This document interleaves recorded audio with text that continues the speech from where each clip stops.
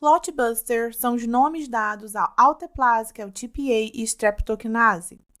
São tromboembolíticos que a gente precisa ofertar para o paciente quando a gente tem a intenção de destruir os clots, destruir os coágulos já existentes.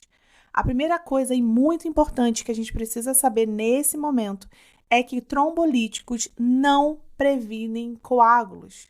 Eles estão ali somente para destruir os coágulos já existentes. E o paciente em uso de trombolíticos tem um risco elevado de sangramento maciço. Então, o mecanismo de ação dessa droga é dissolver os coágulos existentes, porque eles são fibrinolíticos potentes.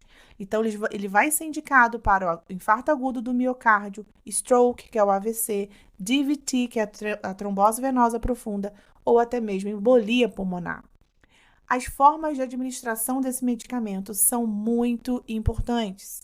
A gente não pode administrar em vias centrais, como CVC, por exemplo, subclávia, jugular interna ou acesso venoso profundo em femoral, porque a gente precisa fazer e administrar esse medicamento por uma via que a gente consiga comprimir se for necessário.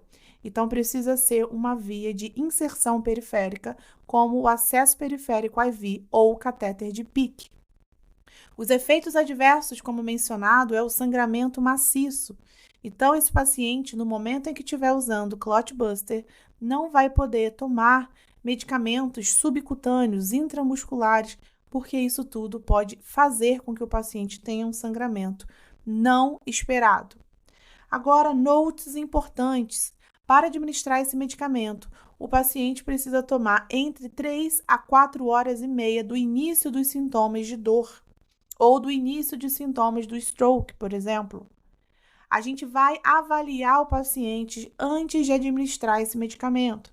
Então, se o médico prescreve Clotbuster, a gente vai avaliar a prescrição, porque um paciente com sangramento ativo, como por exemplo na úlcera péptica, ou paciente com hipertensão descontrolada, uma pressão acima de 180 por 110, cirurgias recentes com menos de 2 semanas, pacientes que sofreram trauma recentemente, têm aneurisma, AVC hemorrágico ou malformações arteriovenosas contraindicam a administração do Clotbuster.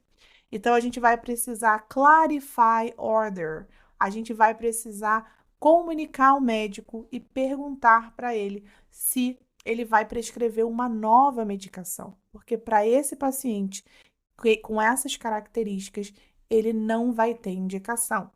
Agora, um lembrete: menstruação não impossibilita a administração dos trombolíticos. Então, não tem problema uma mulher, na sua fase de menstruação mensal, tomar esse medicamento.